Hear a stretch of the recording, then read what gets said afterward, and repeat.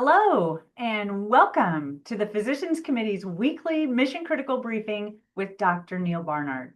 I'm Betsy Wason. I'll be your Mission Critical host today. It's October 24th, 2025. Well, we're zipping along towards the end of the year, and it's hard to believe we're almost in November. We've always got so much to do. We're going to squeeze everything we can out of what's remaining in 2025, and we'll continue to meet right here on Fridays to tell you all about it. If you're new to Mission Critical, this is our weekly briefing to bring you news about how your support for the Physicians Committee is helping to make this world a better place. We're celebrating 40 years of saving animal lives and making people healthy, and you all have been a big part of that. Whether you've been with us since the very beginning or you've just discovered what PCRM is all about. Well, this week, I've been following Dr. Barnard around, and I've been fortunate to connect with many PCRM supporters to celebrate the progress that we've been making together. And many of you that I've connected with are Mission Critical regulars, and it's so much fun to see you in person. So a big shout out to Tony and Gretchen and Tatiana. It was wonderful to see you and celebrate some of PCRM's big milestones together. And we're making progress towards a kinder, healthier world every day, as you'll hear from our presenters. Joining Dr. Barnard, we're welcoming Ron Barron, who has an update on our work that we're doing to pressure the government to stop funding animal experiments. And we have Dr. Francisca Soto-Aguilar from the Chilean Society of Preventive Medicine to talk to us about the groundbreaking Spanish language conference that happened just last week. We're bringing the global message right here to Mission Critical today. In the spirit of squeezing in as much as we can in every waking moment, there are still Let's Beat Breast Cancer rallies happening in this last week of October. We have a slide with all of the rallies. Our campaign leader, Dr. Christy Funk, has been interviewed dozens of times to help get the message of prevention into the media, and these drum rallies have also been gaining so much media attention. Carolyn Strickland, who was our guest on Mission Critical last week, is hosting a rally in Montgomery, Alabama. We have more rallies happening in Wilmington, Fort Wayne, Omaha, Patterson, New Jersey, in India this weekend, Thailand, and appropriately enough, there's one coming up in Chile. And in celebration of our 40th anniversary, we've got another good slide for you here with a special offer. Let's Beat Breast Cancer apparel and merchandise are on sale, so we can rock the prevention message all year long, way past October. You can get shirts, hats, books, more at a discount through the end of October at this URL, at this link, pcrm.org/shop. Well, I mentioned how, I guess, what a treat it is every time we get to see PCRM supporters in person. And we have a chance to get a whole bunch of like-minded folks under one roof when we host our 40th anniversary celebration next Sunday, November 2nd in Los Angeles. It's coming up quick, and there are a few tickets remaining. We'll put that link in the chat.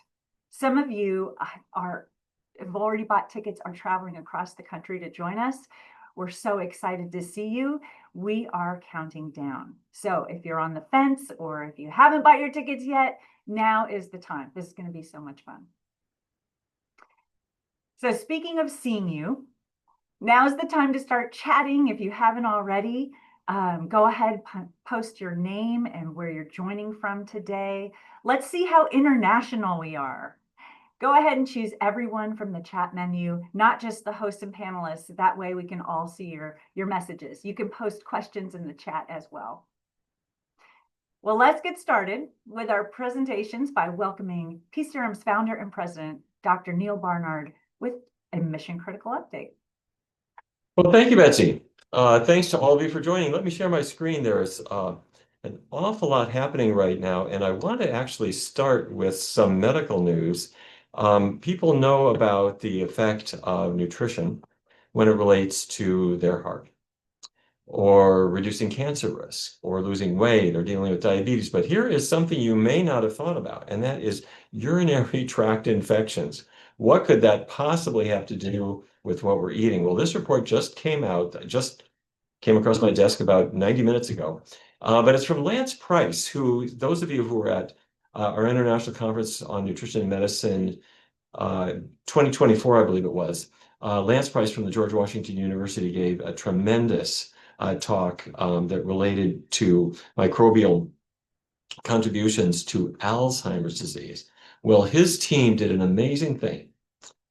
In Southern California, they took E. coli samples from patients who had had urinary tract infections, more than 23,000 samples of E. coli. And they genetically matched them with more than 12,000 samples from meat. And what they found was that meat is a big contributor to urinary tract infections. The biggest source is chicken and other poultry. And overall, according to their estimate, about 18% of E. coli in urine causing urinary tract infections specifically come from meat, particularly poultry. And in higher poverty areas, it's a little bit over 21%. So what is happening? What this means is a person buys some chicken. It's on their counter, they cut it up, the bacteria get on their hands. Chicken, it's a carcass. It has E. coli. Coli means colon. In the chicken's colon are the E. coli bacteria that they can't live outside the colon. So they get on the cutting board, a person touches it, it gets in their mouth, or they eat the chicken undercooked or contaminated cutlery. Gets in their mouth, it colonizes their own digestive tract and makes the short leap to cause a urinary tract infection. So if you thought that meat causes a lot of problems, here's one you may not have thought of before. So another good reason to get away from it. Okay, the next thing I wanted to mention, this just happened yesterday in Michigan. You've heard us talk about the terrible animal experiments going on at Wayne State. I want to have Ryan Merkley come back and give you an update because he was just in Michigan yesterday. He was speaking at the House Regulatory Reform Committee, which is headed by Representative Joe Aragona. But there is very strong bipartisan support for this bill. What this bill is, it will stop, it'll ban painful experiments on dogs. The reason this is particularly important is we have been working for a long time to stop dog experiments at Wayne State University in which dogs are surgically altered to cause their hearts to wear out, and then they are run on treadmills to exhaustion. And this has been going on for a long time, patently cruel, medically useless, but it has continued. We're going to get it out. We're going to get rid of it. I think this is our year to do it. And anyway, very good bipartisan support. Ryan did a great job explaining our position. I think we're going to win this. So we'll keep you posted. Oh, here's the headline from Michigan Public Radio. There you go. There you have it. Okay. Also, this just happened last week. We had a 2-day conference in China. We have our conference here in Washington, D.C., as you know. In a little bit, you're going to hear about the Spanish language summit that we had, which was fantastic. But I also want to make sure you're aware of our International Conference on Nutrition and Lifestyle Medicine. This is the 7th one that we've had. We have it every year. And the thing about China, it is enormous. We had more than 700,000 views. It's a virtual conference. And then there will be many more in the days to come, but we've had enormous participation. And I want to thank Jia Xu. There's Jia right there, along with Mei Chun Lai and others on our team who have made this possible, just reaching huge numbers of people in China. And let me say, we need to. It's a big country. The diet is westernizing in some areas and causing more disease, more animal cruelty, obviously. So it's really, really important. But John's doing a terrific job. Okay, the last thing, or maybe second to last thing I want to mention, 10 years ago, we began the Barnard Medical Center here, just right down the hall from where I'm sitting. because although we're doing research studies on a healthy diet, we want to have a primary care clinic where people can come in, get their own care, and we put our research findings to work. So when we got started, our team began seeing patients, and things proved very successful. Here's, many of you know, Dr. Jim Loomis and Dr. Vinita Raman, and Christine and Jessica and the whole team, LT, and the team's just doing a wonderful job of taking care of patients. Part of the reasons that I'm showing this now is it's the 10th anniversary, but some people may not realize that it's complete primary care. Yes, we're glad to talk about your nutrition, which is what we're known for, but people come in for twisted ankles and urinary tract infections and all kinds of things. And we also see people by telemedicine in many states. So you can see one of our doctors or a dietitian on your own laptop computer. So we provide medical care, nursing care, dietetic care as well. So anyway, that's the Barnard Medical Center. It's barnardmedical.org. It's a nonprofit clinic that we started 10 years ago. And the team there has done just a marvelous, marvelous job. The last thing I want to mention is this is kind of in the category of resources that we've been offering, but that you may not have heard of. The National Diabetes Program meets every Tuesday at noon Eastern Time. And the point is, many people have diabetes. They've heard about our research studies for reversing diabetes. They don't have any support locally. Their doctor has not heard of it. They visit a dietitian who's not heard of a vegan diet for diabetes either. So keep your doctor, but you may well wish to get some free support. Tuesdays, noon, National Diabetes Program. Anna Hervey and the whole team and I will walk people through the resources that we have online. We have many videos to help people understand how it works, but lots of support, chances for Q&A to really change your life. So that's all I've got for now. And let me stop at that point and hand it back to Betsy. Well, Dr. Barnard, even though you're talking about UTIs, somehow it sounds like good news. The evidence just is stacking up about reasons that we need to go vegan.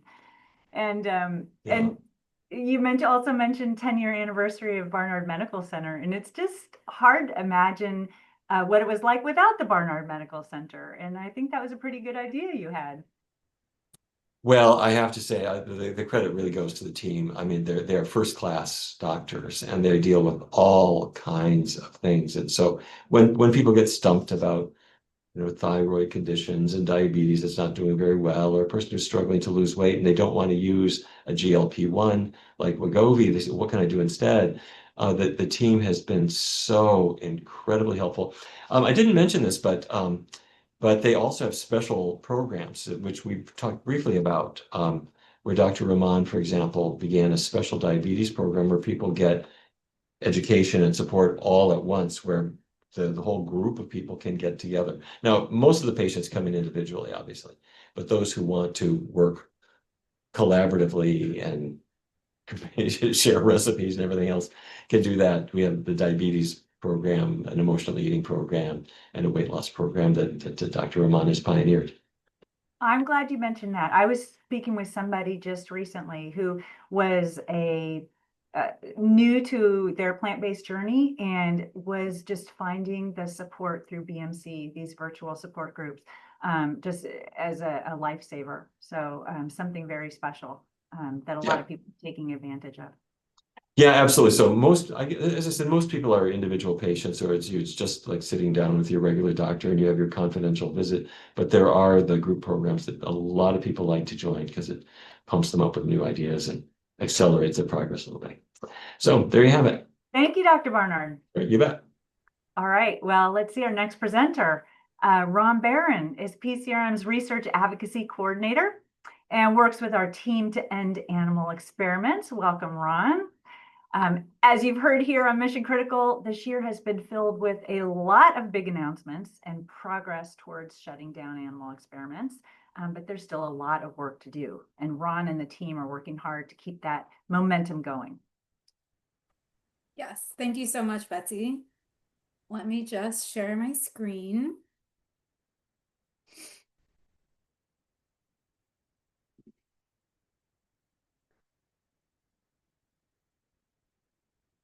And how does that look?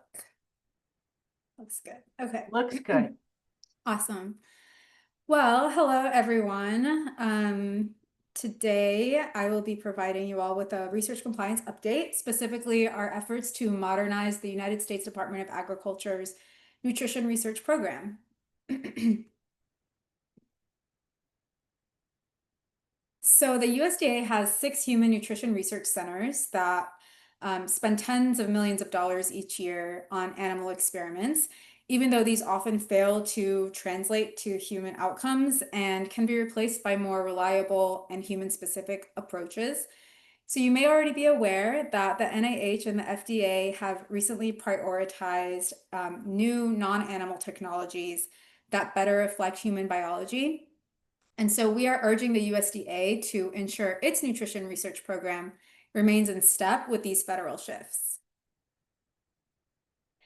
So in our research, we found that nearly half of all USDA-funded human nutrition projects use animals.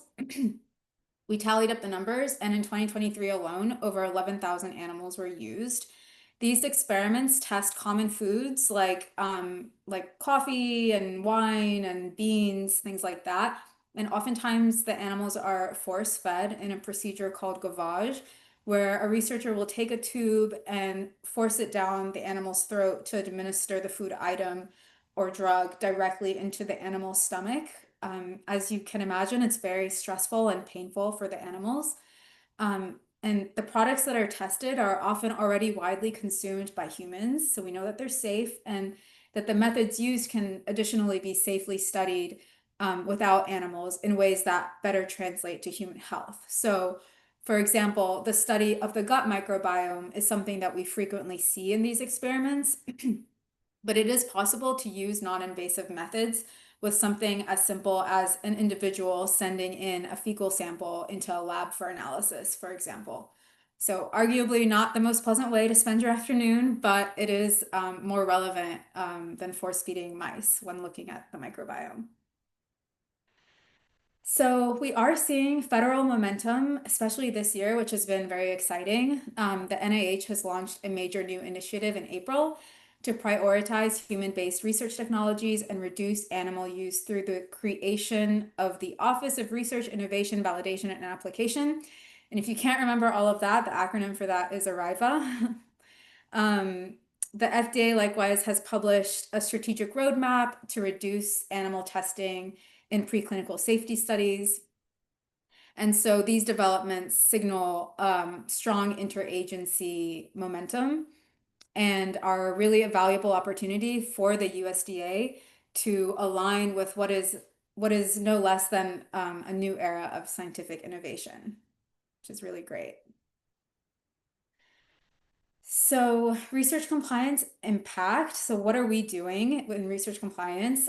We're challenging animal-based publications funded by the USDA in nutrition journals. We're filing federal complaints highlighting that the replacement of animals is necessary because of scientific and ethical reasons that we outline. In one case, we were successful in persuading a researcher to end his nutrition-based project that planned to use 17,000 mice and rats to test beans on health outcomes. So this was a huge win for us, and we certainly intend for there to be many, many more. We're also lobbying Congress for report language and appropriation bills, actively meeting with Congress members who are helping us urge the USDA to phase out funding for animal use in nutrition research and adopt similar initiatives to the NIH and FDA that we briefly discussed. So we know that animals typically do not develop diet-related diseases like diabetes or cardiovascular disease as they occur in humans and as they unfortunately afflict many, many individuals, especially here in the United States. So research compliance is working towards a future where the USDA's 6 human nutrition research centers are leaders in the field, where scientific advancements are defined by things like greater precision, human relevance, ethical integrity, and certainly zero animal experiments. And so the Physicians Committee is helping drive the federal research enterprise towards a more scientifically rigorous and humane future by engaging in this work. And we certainly couldn't do it without all of you and your continued support. So thank you so much today for your time and for listening. And I'll hand it back over to you, Betsy. Well, thank you so much, Ron, and for bringing us the news. And I hope you will continue to come back and keep us updated. I'm sure I will. Well, in the spirit of our international guests today, I want to give a shout out to those of you who have chatted us up and let you know that you're joining from countries all over. Darlene and Ivar in Canada, Dora in the Netherlands, Sanda in Denmark, Margarita in Sweden, and Rolene, Luxembourg. I mean, we're all over the map, and that's so wonderful. And then it is closer to home, but a special hello to Naomi and Grover the cat, who are joining us from Houston. Cats, dogs, birds, everyone's welcome here on Mission Critical. Well, please join me in welcoming our next guest. Dr. Francisca Soto-Aguilar is joining us today from Chile. What a treat. She's been a guest on Mission Critical previously, and you'll recognize her as someone who is creating a wave of plant-based education for Spanish speakers. Last week, we partnered with Dr. Soto-Aguilar and others to bring the nutrition experts to even more people by presenting a medical conference in Spanish. So let's hear more about that. Thank you for joining us. Thank you, Betsy. Hello, everyone. It's so nice to see you all and hear that you're joining from all over. Let me share my screen. I wasn't aware of the conference in China. That's so exciting as well. And well, here we are in Latin America, building our own audience as well. So this was actually the first time this conference was made together in partnership with the PCRM, with the organization that I lead here in Chile too, the Chilean Society of Preventive Medicine and Nutrition, and the Argentinian Medical Society of Lifestyle Medicine. So these three entities, we got this idea and we managed to do this for the first time this year, last week actually. So it was the first summit, international summit in nutrition and health, with everything translated live into Spanish. It was a 3-day virtual summit, full day from morning to evening, and we got so many experts from all over the world, including a lot of people, English-speaking experts from the US.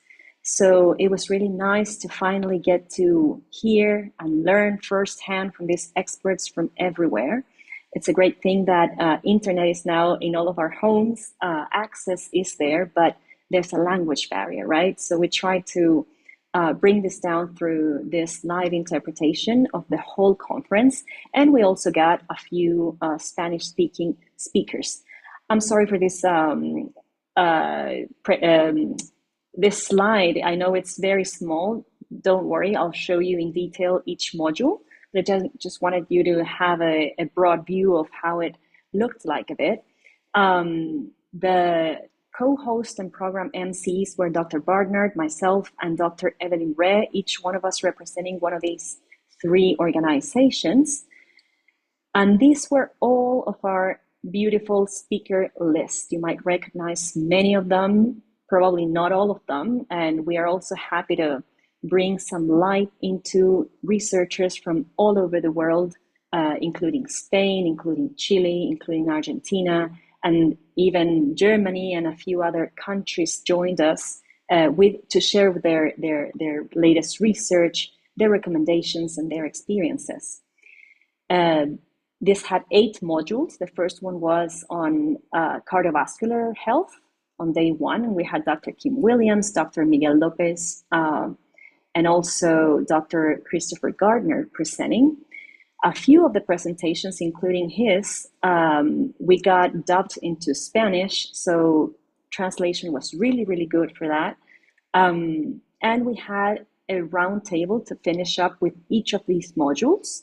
That was a really nice space too, in which we could discuss, debate, and see all of us together in a screen. Even the presenters were so happy to be there in these roundtables, happy to share with other colleagues from different places of the world. This is the second module we had on metabolic health, where we had Dr. Kaliova joining, Dr. Walter Suarez, and also Brenda Davis and Dr. Vanita Roman, also with the last roundtable at the end. The third module was on children's health, and here we had a representation of Chile and Argentina.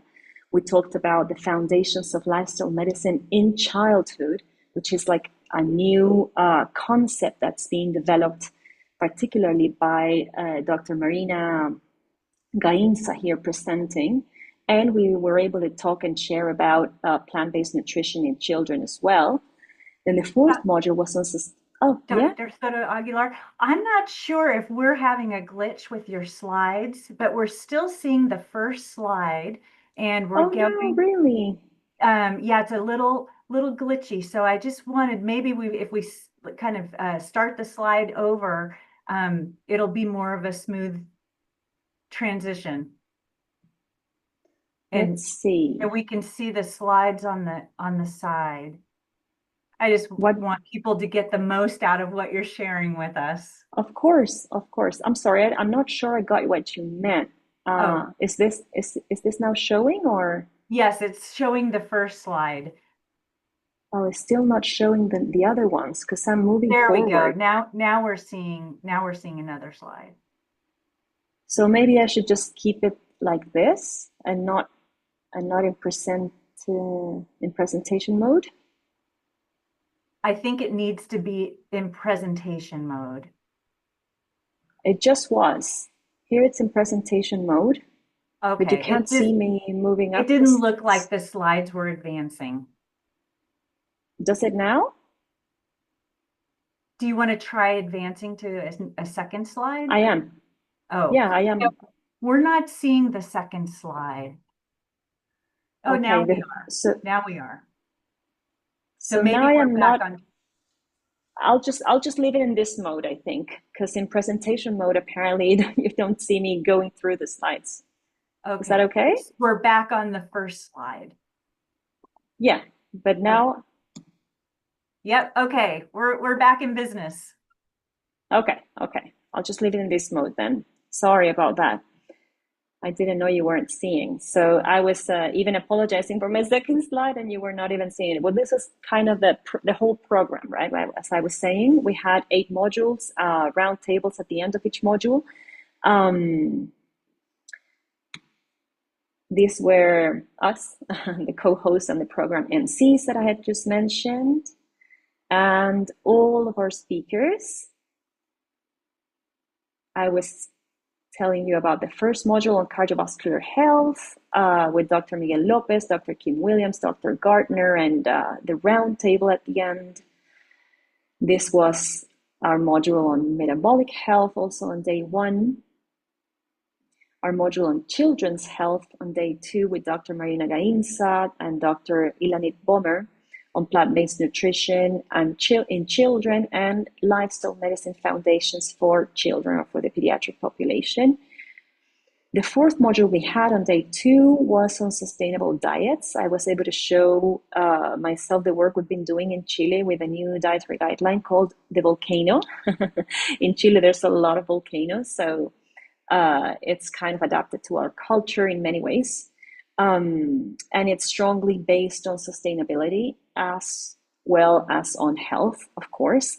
And we were able to have Dr. Ujue Fresan as well from Spain, talking about all of her research she's been doing in the past 5 to 10 years, actually, on sustainable diets in Spain and in the world, and how to intertwine the narrative and the recommendations for it to fall into our dietary choices in the end of the day, and to get the concept also together with health. After that, we had the women's health module on the 5th module on day 2. We had Dr. Christy Funk, and many other experts. And we had a beautiful roundtable at the end. It was so much fun. This roundtable had 5 people actually together, and it worked out really well. This is the space in which the audience could make questions to the speakers.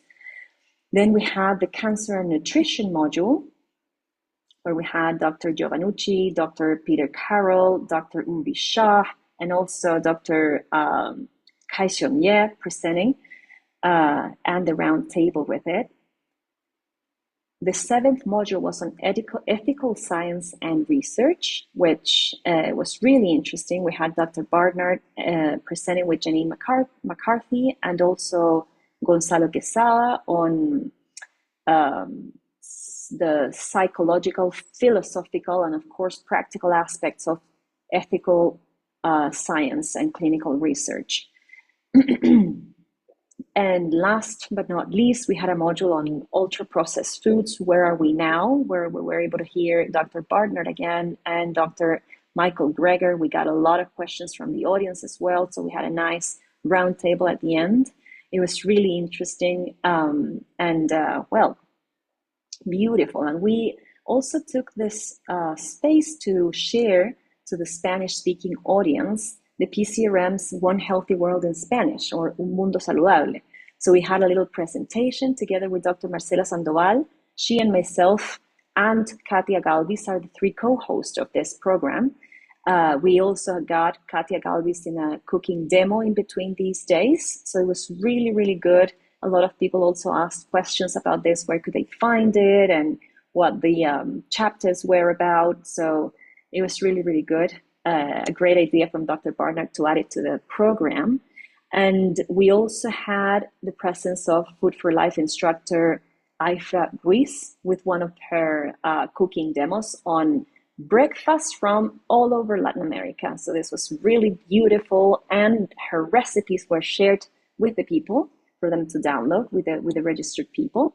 With this program, we reached people from Chile, Argentina, Mexico, Costa Rica, Spain, Peru, Colombia, Panama, and even the United States. You all know that in the United States, a lot of people that speak Spanish live there too. So I think that's also part of the audience that we were reaching out to. And it was really great. And apart from this map, so we got Spain, and seems like we're growing and growing with the message on this part of the world. The program had CME certification by the George Washington University, and it has now access to all the presentations, to the recipes shared, and soon we're about to put it up, the recordings also of the whole conference in both original language and translated language for all registrations. So yeah, we're hoping that a lot of people that were not able to connect live the whole time can watch it now, or maybe they want to watch it again as well. So we're really happy with the result, and well, that's all I wanted to share with you today. Well, Dr. Soto-Aguilar, congratulations on a brilliant event. Stay right there, because I have a question or two I want to ask you. But let me, if you'll stop sharing your screen, I'm going to bring back Ron Barron. Ron, would you come back on as well? I wanted to ask you something, Ron, and then I have a question for Dr. Soto-Aguilar. Ron, you talked about the research studies that you have been investigating, and you mentioned the incredible one that was using 17,000 animals, and you were able to stop it before they got very far, which is fantastic. Tell me, what kinds of animals end up being used in these various experiments that are, I guess, often USDA funded? Yeah, it's a great question. Unfortunately, we're seeing just a wide range of species used in these experiments. So anywhere from mice and rats, which are of course the species that are used most in animal research in the US, but we're also seeing animals, including dogs and sheep and non-human primates, pigs, birds, sheep. So we really are seeing a lot of different species being used. But it's quite remarkable that the USDA, which is supposed to be studying human nutrition, would study human nutrition in a pig or a dog or a mouse or something like that, when, as you mentioned, these are things that can be assessed ethically in people. Absolutely. So, yeah. Absolutely. And so that's what we're hoping to initiate with the USDA, is to push them to sort of modernize all their research projects. Well, the work you're doing is so important. Obviously, it makes research that much better, and it's going to make the animals breathe easier too. So Yes. when they're no longer part of it. Dr. Soto-Aguilar, let me come back to you. I think I have to say, I think it is so important to be able to reach out. Would I be right in thinking that maybe nutrition may not have been emphasized so much in some countries in the past? And maybe a related question is, what kind of reaction have you gotten from people who have participated and seen what this is about? Yeah, absolutely. I think also here in Latin America, in Chile, in Argentina, and everywhere where I know health professionals work, we have that kind of problem of especially medical professionals, but also others that don't really learn about nutrition when they study in their careers. And later on, we do get asked about it, and we just, don't know how to answer correctly. So, yeah, I think we got great comments about that. A lot of people said that this was the first time they got the chance to hear directly from experts, from the research coming out from all over the world.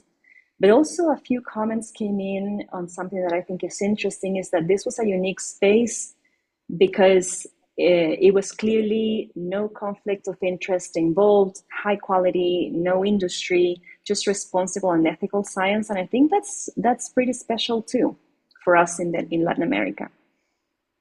Oh, that's great to hear. So it's not the chicken industry promoting their products or the dairy industry promoting their products or something like that. It's straight ahead, reliable science and reaching people who can put that message to work.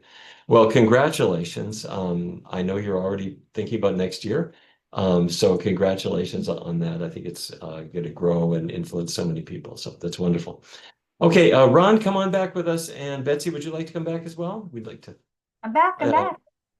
Let me just kind of say thanks to all of you. But I also, given that this is our 40th year of work, I want to thank the people who are with us, watching, the people who have supported this, the people who donated to the work, the kind of work that Ron is doing, to the kind of work that Dr. Soto-Aguilar is doing, to all the incredible work that the whole team has been doing. We owe a huge debt of gratitude to people who make this work possible. There's lots more to come. And thanks for making it happen. Well said, Dr. Barnard. And we hope that we see a lot of you next Sunday, November 2nd, at PCRM's 40th anniversary party, so that we can all celebrate this life-saving work and all the achievements together. So have a terrific weekend, everyone, and we'll see you next Friday right back here for a brand new Mission Critical. Thank you.